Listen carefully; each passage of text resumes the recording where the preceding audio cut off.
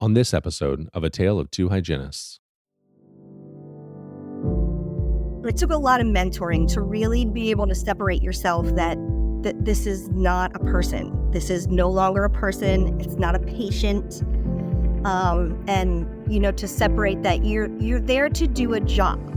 You're not there to work with a patient and bond with them and get to know them and, help them improve their health. You're there to help give a name to the remains so that they get a death certificate so that their family can mourn appropriately. So a lot of times I find too that it's very educational to take that scan because treatment that was recommended to them initially, when I'm taking the scan, when I'm doing the photos, that I'm doing in my mind for forensic reasons, I can show them to the patient, and now all of a sudden they're accepting this treatment that they didn't accept, 3 days when they were in 3 days ago. Yeah, this is a tale, oh yeah, a tale of two hygienists. So there might be only one, bringing the best of dental knowledge, and we do it all with ease. We cover oral health and screening, and preventing gum disease. We're gonna do a lot of learning, and have a little bit of fun working at the dentist. A tale of two hygienists. Welcome back, everyone, to another episode of A Tale of Two Hygienists, episode number 441. I'm your host, Andrew Johnston, and welcome to another wonderful dental podcast thing that we're doing here, episode. Look, I'm a little bit happier than normal for several reasons. One, we have a phenomenal episode for you today with Kimberly Erdman, and we talk about a lot of things. Her experiences working as part of a team that identifies human remains is kind of like the focus of the show. And it was interesting in that the remains were mostly military or government-related or government-involved persons of some sort. And so that in and of itself was pretty amazing, talking about the team, who else was involved. She walked us through some of the steps that they took.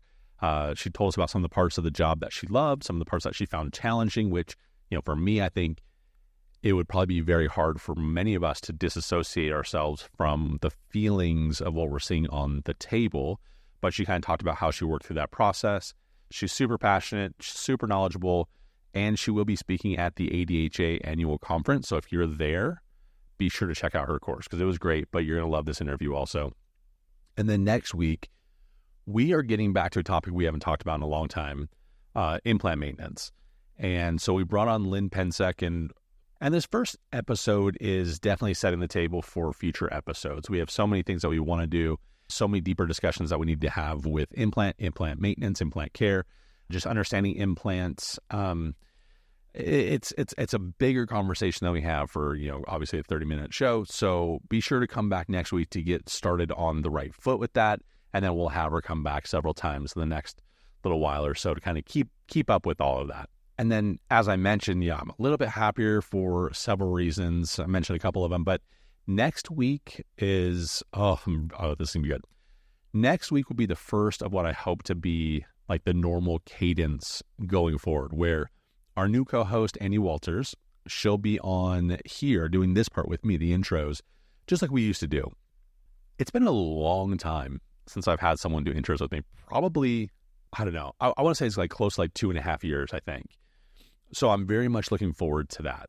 And so why are we doing this? There's lots of reasons why we need to do this. One, she's the co-host. Like she needs to be a part of all the parts of the podcast. And so you'll see her being inserted more and more in different areas of the podcast as we move forward, as we figure that part out. And then also you need to know her a little bit better because she definitely has some opinions and some thoughts. And for the category or the topic of the episodes, they don't necessarily always fit. So she can't really get all of her opinions and her voice out. So I think it's really important that she has a place to do that. In addition, like there's some stuff that I want to talk about that we can't really talk about kind of outside the normal interview format. So it's good there. And then just for me having a partner in all of this, so it's a little bit for you, it's a little bit for me. It's just going to be a great thing. It will make the show a little bit longer. But probably, not much, closer to that 35-minute mark each week as opposed to the 30-minute mark each week. And I think the format will just be, we're going to chit-chat. We're going to have a topic, something that maybe we heard or saw from the week prior. Quick discussion about it, 3 to 5 minutes, then interview like normal. It's not going to change a whole lot, but I think it'll make this part a little bit more fun. It might also take a few weeks for us to hit our stride, if I'm just being honest. It's trying to find your compatibility with someone, not talking over each other or representing a side or whatever. It might take us a little bit. So hang in there with us as we do this. You'll see it kind of not in real time necessarily, but you'll see the progression over several weeks. So I'm excited about it. It's going to be fun. Hopefully you're excited about it too. So anyway, that's all for this week. Thank you so much for listening. Thank you for being just awesome, and enjoy this episode with Kimberly Erdman. A tale of two hygienists. All right, listeners, welcome into the interview portion of the podcast. We're joined today by Kimberly Erdman. Thank you so much for being on the show. Thanks for having me. I appreciate it.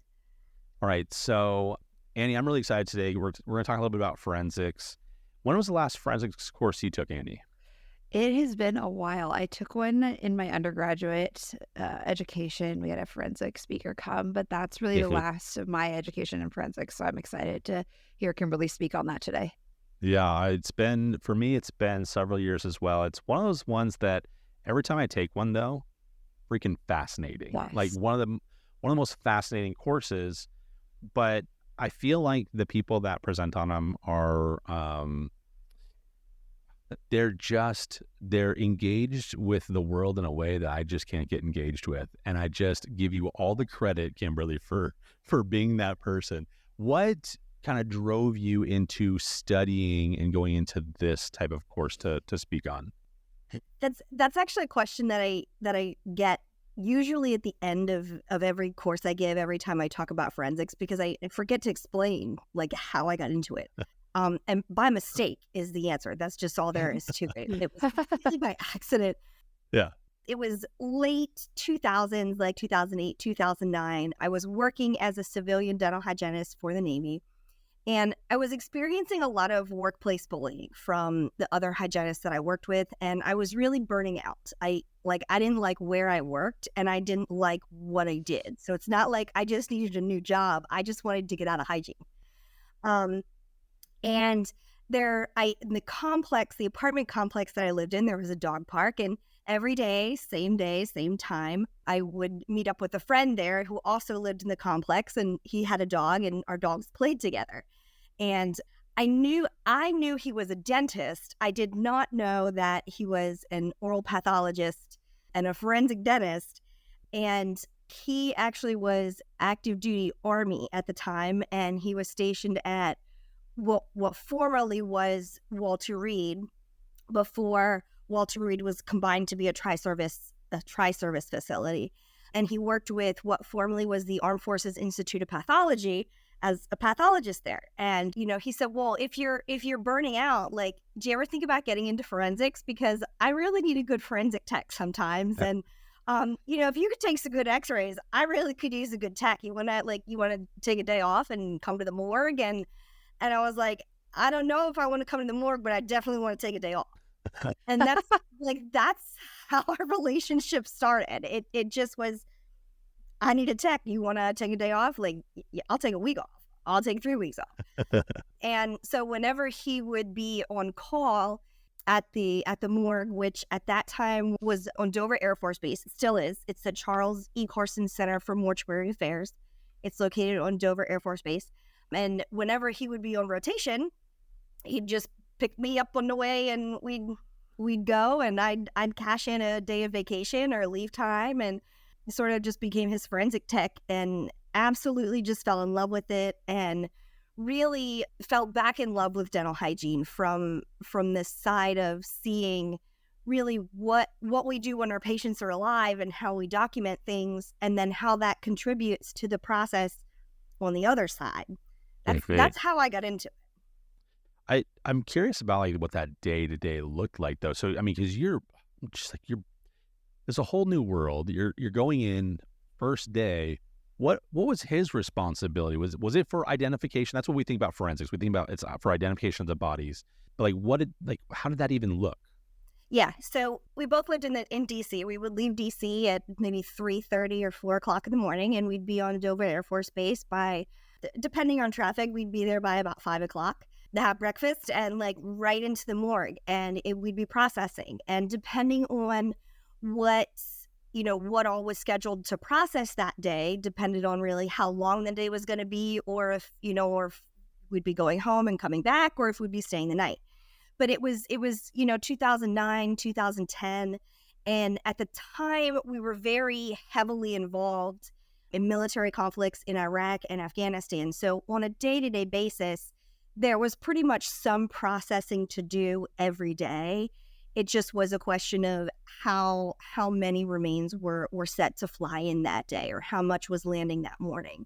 And it was a full stream of processing of everything. So everything first came into the morgue, and it was screened with like X-ray or CT scanners or things to make sure that there was nothing actually in the box of remains that was harmful. Because a lot of times when body baggers would bag up remains, there would still be live ammunition, or there could be grenades, or there might have been like a scorpion in the bag, and those things had to get removed because nobody wants a live grenade or a scorpion. Oh my gosh. And then the remains would always be stripped of like personal effects. Those would always be removed so that there was never anything, you were never like able to like look at somebody's wallet and open it up and see like their ID and their family pictures. All of those things were removed. So it removes the potential for bias.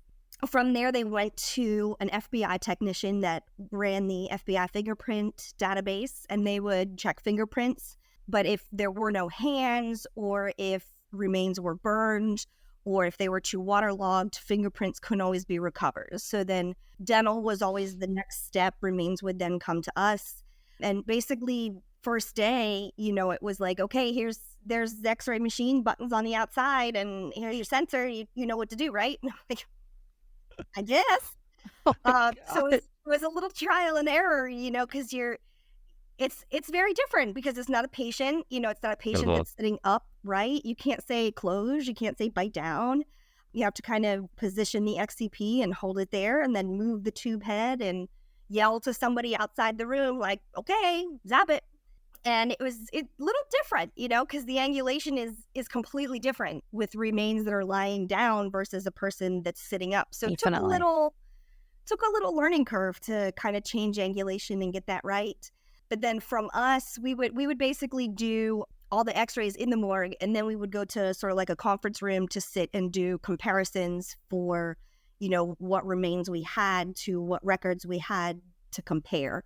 But from there, from dental, all remains then went to like full body scanning, which was looking for like medical pins, or like implants, or something like a hip replacement or a breast implant, or some type of unique medical identifier that would be in there. They would scan for that.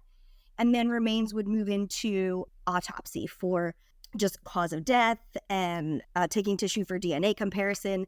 And then they would basically move into the mortuary for like preparation for burial. And then there would be mortuary technicians that were in what was called the uniform room, which was just all uniforms, all sizes, to dress the remains in, to prepare them for burial. And then what looked like a big giant like fishing tackle box that just spanned the wall of every room, of all medals and ribbons from every branch of the service, so that after remains were identified, they were dressed, in their dress uniform with all of their appropriate ribbons and medals being placed perfectly on the uniform, before the casket is closed, and it was shipped either to Arlington for burial, or it was shipped to, wherever they were from in the country where their family was having them buried. Okay, so I just need to know, this is so fascinating. I just need to know, you go from working in practice, then you meet this dentist at the dog park, and then you start going into this like whole new world using your dental education and experience, but it's also like working with remains. How did you, I guess mentally, how did that make you feel, or how did you handle that transition? It took some time, and it took sort of some mentoring from, the people that were already there, and particularly from the pathologist that I was working with. His name is Dr. Jose Colon, It took a lot of mentoring to really be able to separate yourself that this is not a person. This is no longer a person. It's not a patient. And, to separate that you're there to do a job. You're not there to work with a patient and bond with them and get to know them and, help them improve their health. You're there to help give a name to the remains so that they get a death certificate so that their family can mourn appropriately. And, there were a lot of times that you just had to keep reminding yourself that this is not a human being.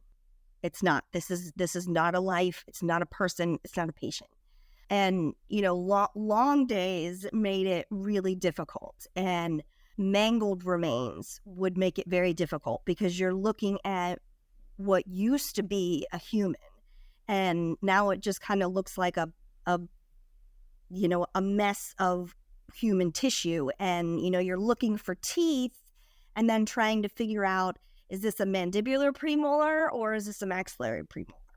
Wow. And those, particularly were times where you would just have to separate from like what you're doing and just focus on that there's a task at the end of this.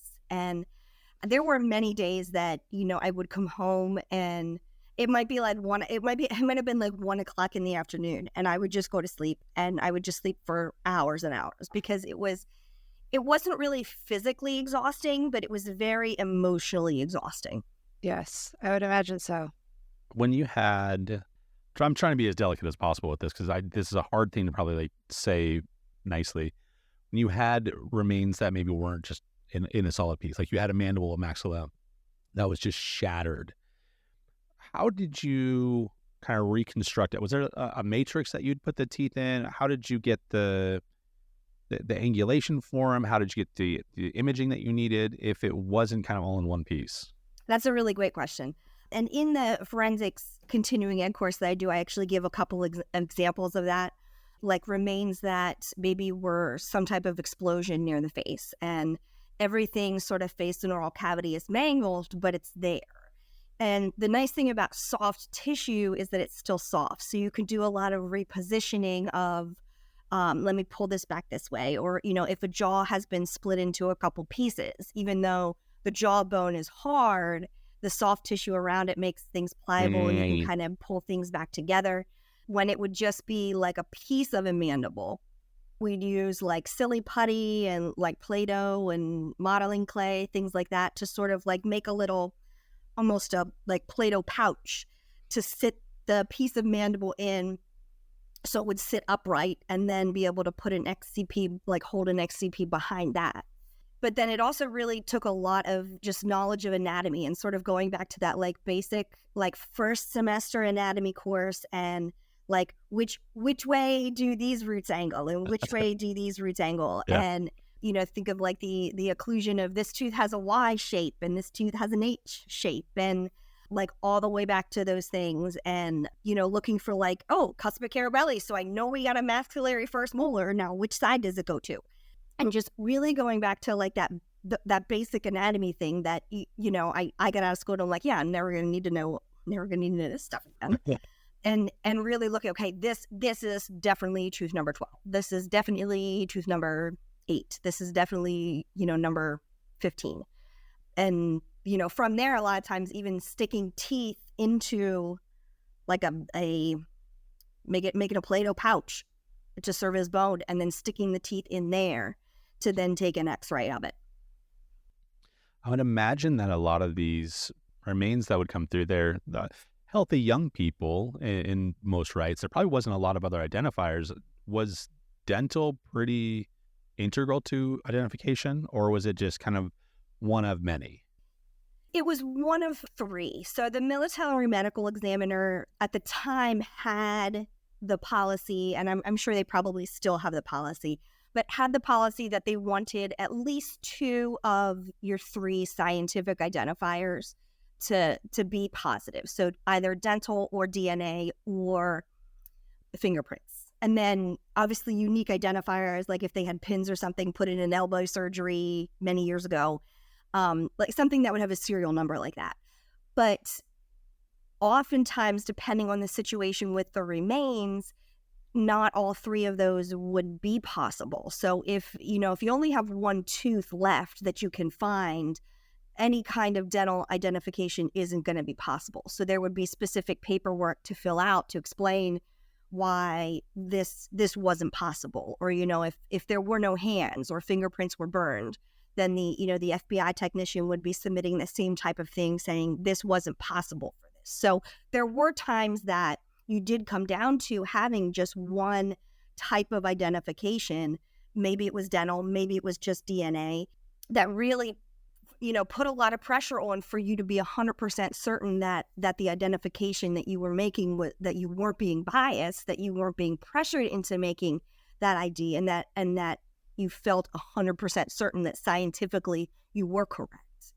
You mentioned probably a lot were young, and they were a lot. I mean, just a lot of our military force in general is much younger. It's individuals in their 20s and 30s, and we also were responsible for identification of any government civilians that were also involved in any type of conflict or were outside the United States doing their job at the time they became deceased. So we processed, obviously, majority were active duty, but any time before any active duty or reserve service member deploys, they have to go and have a dental exam. So it was almost certain that we had x-rays that were taken at some time within 6 months before they deployed, and they had a dental exam right before they deployed. So we had super concrete things that we knew we could use.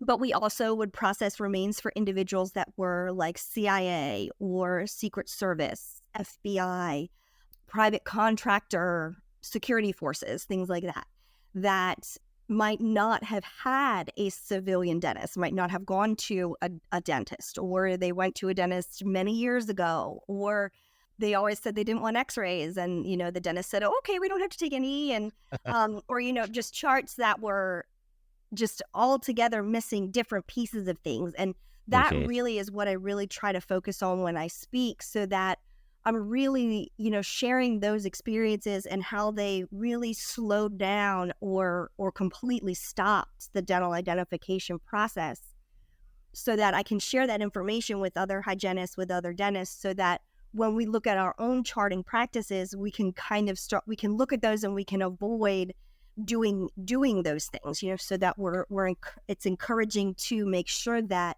x-rays are current, that the chart of what fillings are where is current, that it's accurate. If something is an OB, is it an OB as in it comes off the occlusal and goes down the buccal surface, or is it separate? Is it just an occlusal with a separate buccal O/B? Yeah. Right.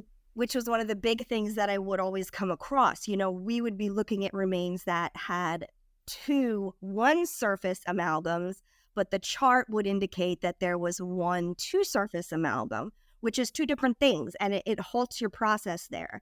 And then you're trying to go back through, even in 2011, 12, a lot of offices had not yet converted to electronic records, so we dealt with a lot of, I don't know what in the world handwriting that was. So you're trying to decipher someone's handwriting and try and figure out if it's a one surface or a two surface, and I don't know if they can read their own handwriting, So it was always very challenging, and a lot of times would really slow down that process for identification. And that's really what I try and focus my course on, and I share a lot of different examples about that. Even, technology has come so far. We can do, like iTero scans and 3D scans. It literally is an exact copy picture and colored picture yet of exactly what the patient's mouth looks like. And not only is it good for education when they're a patient, but it's phenomenal in the forensic world when they're not a patient anymore, when they're just remains. And those things are phenomenal. And I also share about conducting chart audits and, teaching an office how to run just very simple, basic chart audits that are not designed to be punitive in any way. They're designed to be encouraging and help the team as a whole see what can we do better at? What things can we I don't know what world you're living on, but that's never going to happen. It's always going to be punitive. We're always going to get in trouble for something. But that's cute. I am hopeful. You're very hopeful on that. I want to dive into that a little. I want to dive into, you've touched on a lot of things, and I want to dive in on that a little bit, because I'm sitting here thinking, like, I've never really thought about like my charts and how I'm documenting things used for postmortem purposes. Like, never thought about that at all. But that's a really good point you bring up. And so I want you to, one, continue speaking on that, but two, how do we get hygienists to understand that, or get them to understand the value of making sure these charts are correct for instances where, if for identification purposes, or I know it sounds like your sphere was quite a bit with military personnel and government personnel, but what about in like, a disaster or something like that? We're trying to identify patients, and how do dental professionals kind of weave into that space?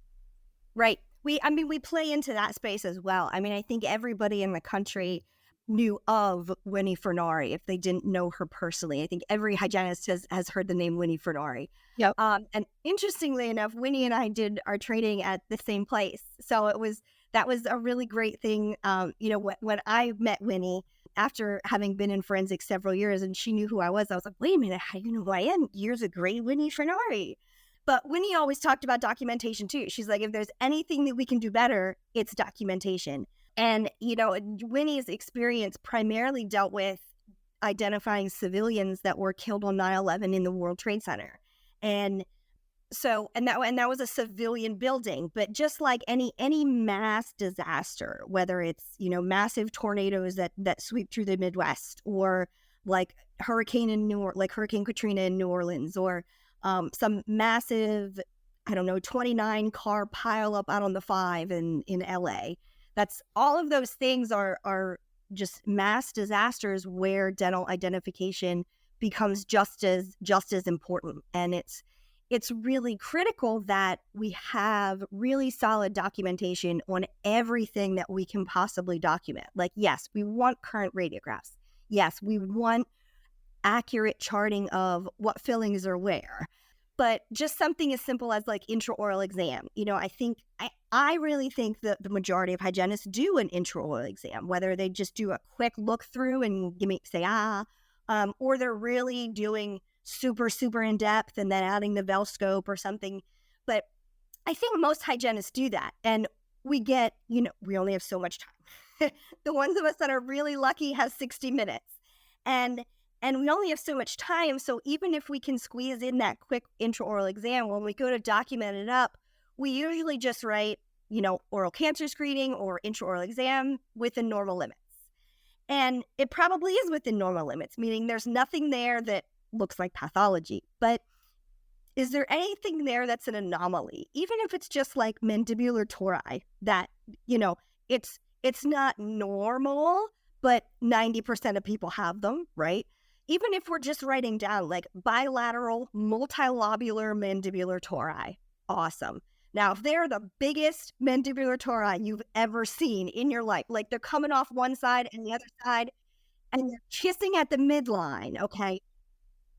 Snap a picture of it, like pull the intraoral camera out and just take a picture of it. Like just one picture, one time, it's in there. They're never going to change, but it's in there. So forensically, when you've got something like that, when you can identify this is this, like nobody else has those mandibular tori in the world, okay?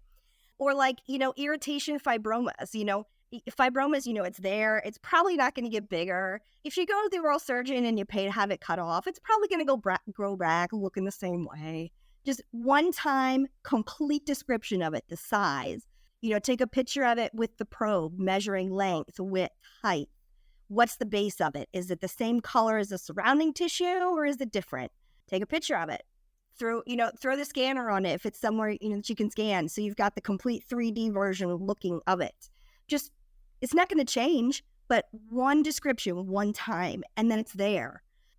Anything that's like that, just one description, one time, it's there. Nobody then ever really has to do it again.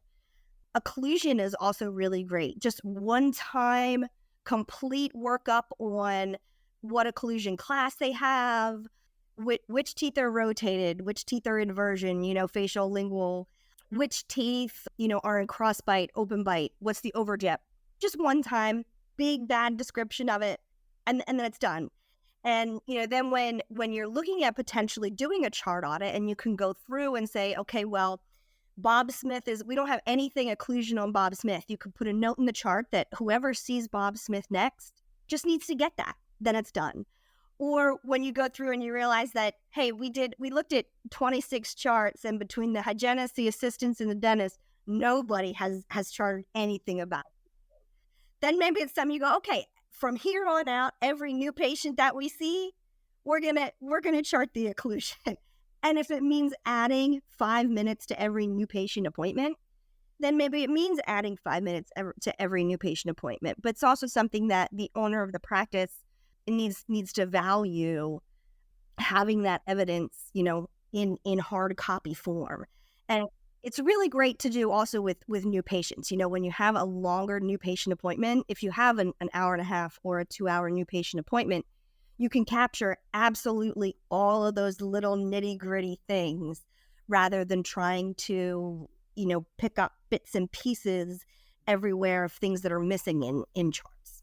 How do you feel about the new patient appointment being seen by the hygienist versus the doctor? Because I feel like, one, it's just whoever's the most qualified, right? But like in your ideal world, if we're trying to capture this information, who would you rather have the appointment go through for that new patient? I've worked in settings where the new patient appointment is like a 90-minute appointment with the hygienist. And in that appointment, we did everything. We did the existing charting, complete perio charting. So it wasn't just recession and probe depths. It was furcations, mobility, minimal attachment, everything. Mm-hmm. We also did a full set of photos. We did a 3D scan, 100% of that. And if the patient was just going to be a prophy, we would also get the prophy in at that point too. And then, and at some point the dentist would just stop in and do, caries exam and treatment planning. The setting that I work in now is actually the patient comes in, they're really only in for about 45 minutes. They come in, they get comprehensive x-rays, they get the comp exam, and then I will swing in very briefly and just do a quick perio assessment. It's usually just probing and bleeding points just to determine, are we doing a prophy? Are we doing a gin scaling? Are we doing SRP? Mm-hmm. And then when I see the patient the first time, regardless of what the treatment is, I always have a little extra time added on to do photos and scan and, all those other little nitty gritty things we kind of knock out at that first appointment. I think it works well both ways. It just really depends on the team and how the dentist and the hygienist work together to make both of those things happen, that you're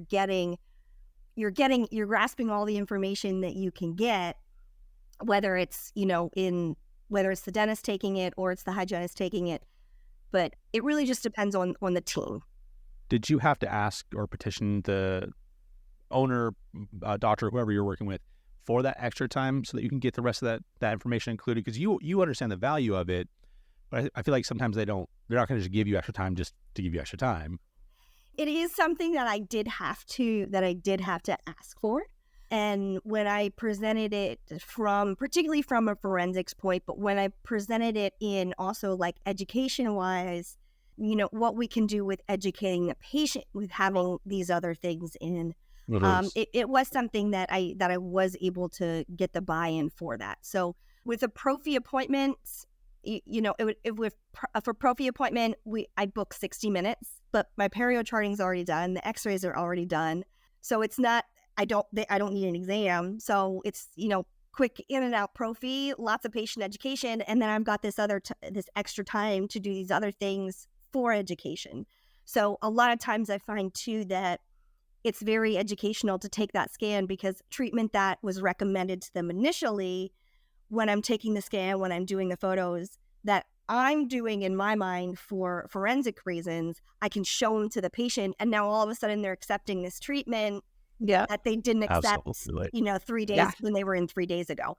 So for sure, it works both ways. But yet I've done it the other way too, where I've done all that pre-prep beforehand. I think it depends on the team and how the dentist and how the hygienist are working together. I think it also might depend to whether it's a single doctor office or a multi-doctor office. Right. And whether it's one hygienist or multiple hygienists, and then how they're going to work together as a team. You're not wrong on that. I mean, it's a different dynamic when you have multi-ops. Dang, unfortunately, we're out of time. Kimberly, thank you so much, first of all, for being on. You do teach on this, a more comprehensive, a really good course. You mentioned before we started that you don't have any currently scheduled, but you have other courses that you're doing. Do you mind just letting the listeners know what are the courses that you speak on and where they might find you? Sure. The next course that I'm giving is going to be at the end of July. It's at ADHA's annual session in New Orleans. It's the 101st gathering of the ADHA. That course is going to be on elder mistreatment and abuse. It's a topic that I'm equally passionate about, and I think something that we actually might end up seeing a whole lot more than we think we do. Not so much our patients, but actually like in the older adults that we interact with on a daily basis that might not be our patients. But I'm going to be speaking there in July on elder mistreatment. But I'm more than willing to come and speak with state or local hygiene associations on my forensics course. I love sharing the information, and I would love to share it with anybody that would be willing to host me. Should they email you, or do you have a website that they could go find more information on? They can send me an email. That's the easiest way to get a hold of me. The email is Erdman, ERDMAN, RDH @yahoo.com. So it's Erdman, like nerd, but without the N, RDH @yahoo.com. And anytime I speak for hygiene associations, I'm very involved in my own hygiene associations. So I know state and local affiliates of ADHA are always strapped for money, and I always keep that in mind cost-wise, and I try to keep things as low as I can for ADHA affiliates. Very generous of you. Thank you so much for your time today. Thank you so much. Thank you guys for having me. This was great. Yeah, this is a tale, oh yeah, a tale of two hygienists. So there might be only one, bringing the best of dental knowledge, and we do it all with ease. We cover oral health and screening, and preventing gum disease. We're gonna do a lot of learning, and have a little bit of fun working at the dentist. A tale of two hygienists.